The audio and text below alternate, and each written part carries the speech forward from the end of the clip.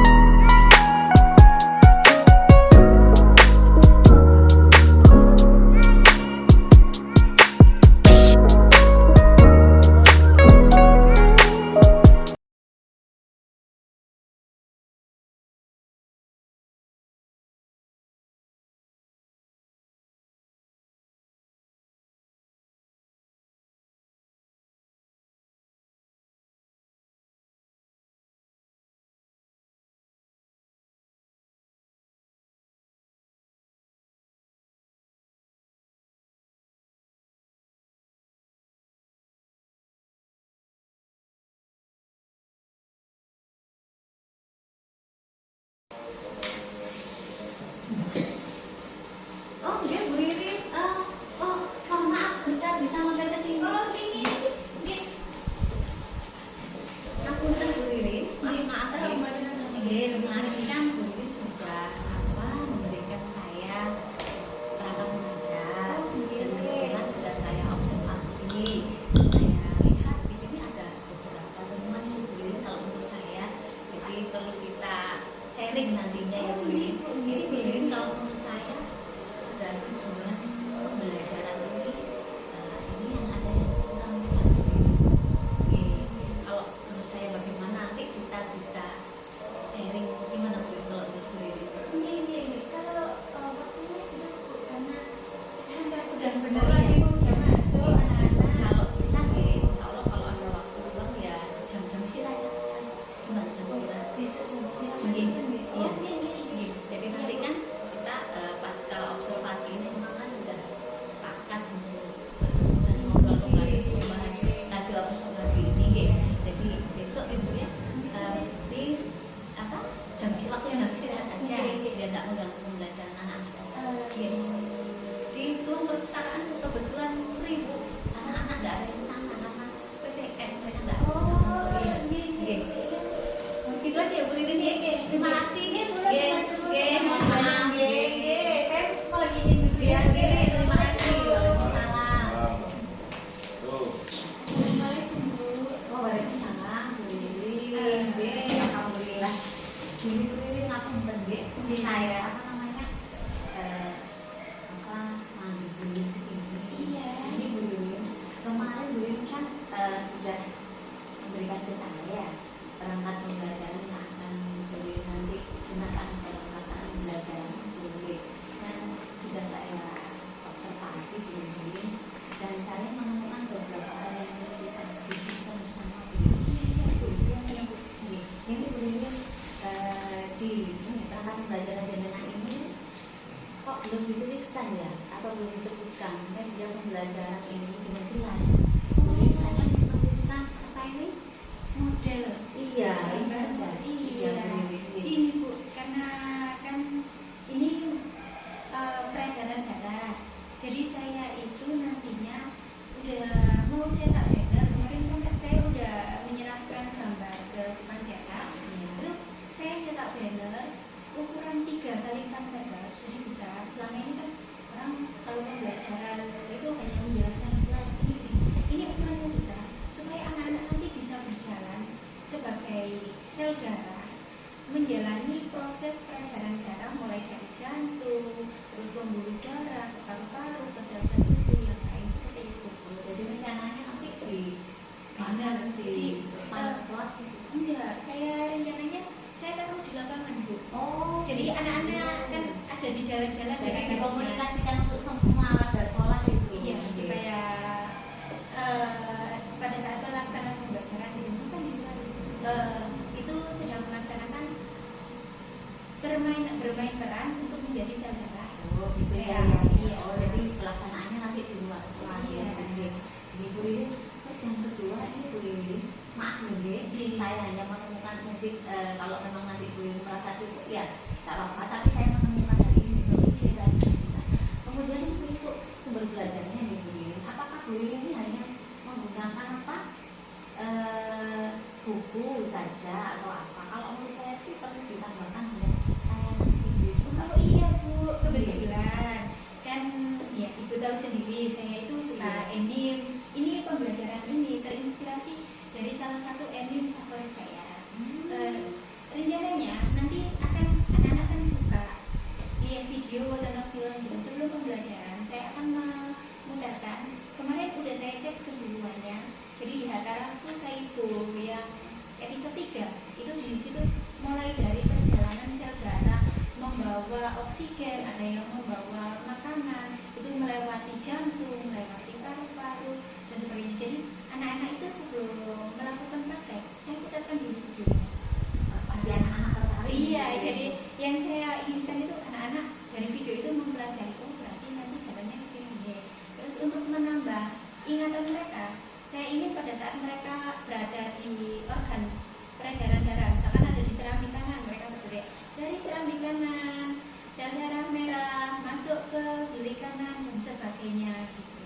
menarik sekali. Iya, saya ingin seperti itu. Jadi sumber belajarnya memang lupa Bu, saya cantumkan. Karena ini juga sebenarnya masalah video juga baru kepikiran setelah saya menyerahkan perangkat ke jenengan.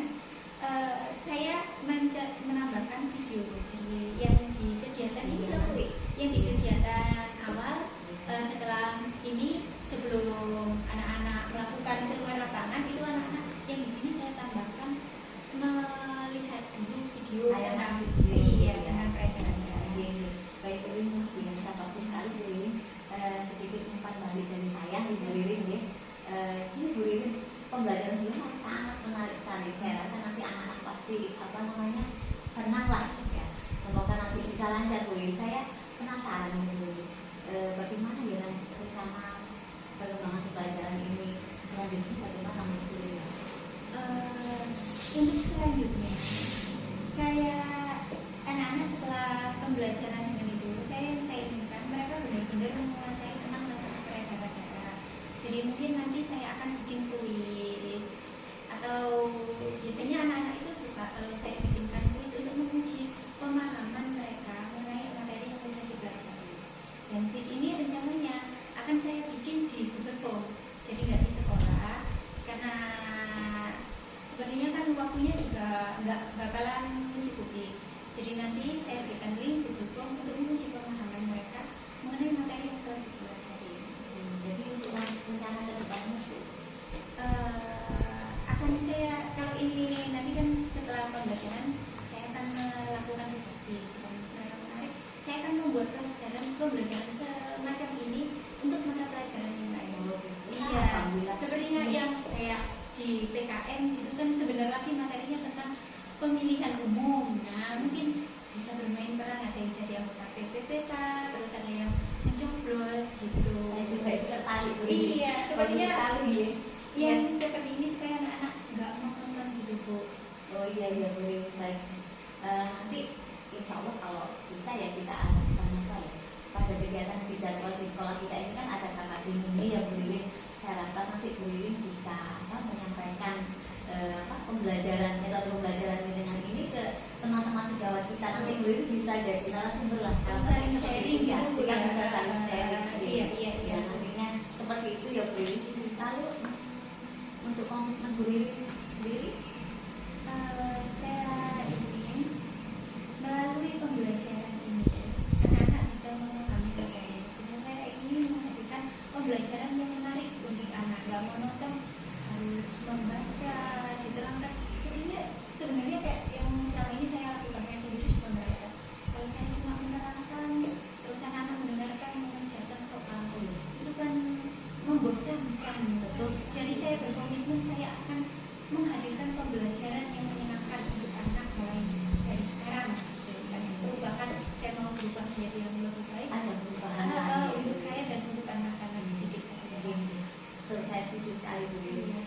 Kemudian menurut Bu Ririn siapa saja yang bisa mendukung komitmen Bu Ririn? Yang pertama pastinya dari anak-anak sendiri.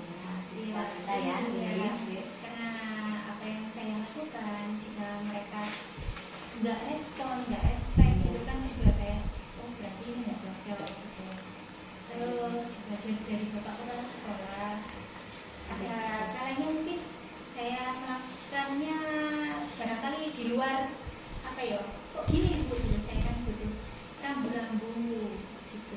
Terus juga saya butuh dukungan dari ibu.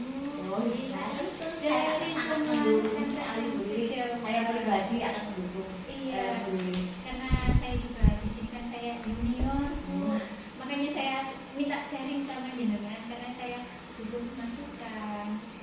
Iya. Kemudian Bu Ririn, kalau boleh saya tahu ya apa saja ini yang bisa mendukung komitmen Bu Ririn? Tadi kan siapa saja, sekarang apa saja yang Bu Ririn butuhkan untuk mendukung komitmen Bu Ririn ini?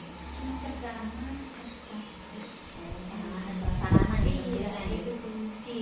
Karena kayak seperti kita pembelajaran pakai macam-macam metode, macam-macam media, itu kan kita juga butuh media, butuh ini, butuh itu. Mungkin nanti juga sekalian konsultasi, Bunda bisa membantu sama Ibu Bendahara bisa gitu, karena ini kan terkait juga sama yang lainnya gitu. Mungkin Bu Lili nanti saya akan membantu Bu Lili. Jadi begini Bu Lili, saya sudah tahu tadi ya, Bu Lili sudah menjelaskan siapa saja dan apa saja yang mendukung komitmen Bu Lili ini dalam melaksanakan pembelajaran dengan metode bermain peran tadi ya. Kemudian kira-kira kompetensi apa yang ingin dikembangkan pada pembelajaran ini? Kompetensi yang ingin saya kembangkan kalau terkait anak-anak ya, saya ingin mereka kalau saat ini sesuai dengan pokok bahasanya, saya ingin mereka menguasai tentang materi pelajaran daerah, karena selama ini anak-anak itu kesulitan apa ini, jangankan proses jalannya, bagian-bagian atau apa saja yang berkaitan dengan pelajaran daerah saja mereka sering bingung karena banyak yang harus dihafalkan gitu. Jadi saya ingin mereka mampu memahami, bukan sekedar menghafal, tapi mereka benar-benar memahami tentang proses pelajaran. Luar biasa, menarik sekali Bu Lirin ya. Jadi rencananya ini kapan ya Bu Lirin kegiatan pembelajarannya yang dilaksanakan? Ini untuk minggu depan, bukan minggu ini kan, besok kan udah mulai PTS. Masih ada Jadinya waktu. iya, jadinya udah saya hitung sepertinya itu belum saya kasih tanggal ya Bu? Iya, belum ada tanggalnya. Iya. Termasuk juga koreksi. Iya, tanggal 13 13 Oktober tuh kan minggu depan itu Iya. udah masuk yang tema 3, jadi udah masuk di situ. Saya hitung pas PB4 nya ada di tanggal 13 Oktober. bersama jadwal. Iya. Oke.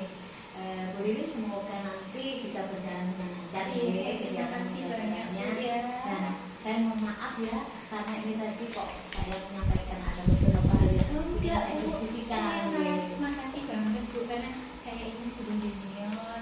Apa yang saya ketahui, apa yang saya pahami itu jelas masih di bawah pengalaman guru-guru senior seperti ini. Bu Lirin, kita sama-sama berbagi lah, kita sharing ya. Kalau saya ada permasalahan juga saya akan sharing dulu seperti apa yang Terima kasih Bu Lirin. banyak Bu ya, Terima kasih, sudah Bu Lirin. iya saya makasih Bu sudah meluangkan waktu gitu. Oke, sama-sama Bu Iya. Lirin. Juga Pak Mufis, praktek kita sudah dilaksanakan. Saya Iya. kembalikan ke Pak Mufis. Iya, oke, terima kasih. Bu Mila sebagai coach, Bu Mila sebagai coach. Di sini saya menjadi pengamat, ada beberapa hal yang perlu saya sampaikan ya, setelah proses aktivitas coaching atau praktek coaching yang kita lakukan hari ini. Ya. Untuk yang pertama, yang pastinya ini menggunakan alur delta. Ya. Jadi untuk yang pertama ini mengenai tujuan, di mana tujuan di sini yaitu menyampaikan tujuan coaching. Nah, tujuan di sini sudah jelas, tadi sudah tampak dari apa yang saya catat di sini, jelas, bagus, dan pemaparannya itu rinci dan sederhana seperti itu saya tangkap itu. Kemudian yang kedua yaitu identifikasi. Dalam identifikasi di sini pertanyaan-pertanyaan yang digali oleh Bu Mila itu dapat membuat kunci di sini itu menggali kemampuan. Jadi menggali kemampuan yang dia miliki sehingga kunci di sini merasa percaya diri kembali tentang apa yang nanti akan dilakukan. Tadi sudah terlihat mengenai pertanyaan-pertanyaan yang berdasar pada observasi dari coach mengenai rencana pelaksanaan pembelajaran yang telah dibuat dengan menggunakan instrumen evaluasi tentunya, instrumen supervisi. Nah, kemudian yang ketiga yaitu rencana aksi. Rencana aksi di sini tadi sudah terlihat pertanyaan yang diberikan coach itu bisa membuat coach mengutarakan rencana-rencana yang akan dilakukan. Jadi ada pengembangan rencana dari proses coaching tersebut. Nah, rencana tersebut akan bisa mengatasi permasalahan-permasalahan yang dihadapi coach di sini. Kemudian yang terakhir yaitu tanggung jawab. Tanggung jawab tadi sudah jelas disampaikan coach di sini dengan digali dari pertanyaan yang berbobot dari coachnya yaitu Bu Mila. Jadi komitmen tadi yang dilakukan coach itu sudah jelas nanti komitmen seperti apa dan mendukung untuk mengatasi permasalahan-permasalahan yang dihadapi seperti itu. Itu saja umpan balik yang bisa saya berikan sebagai pengamat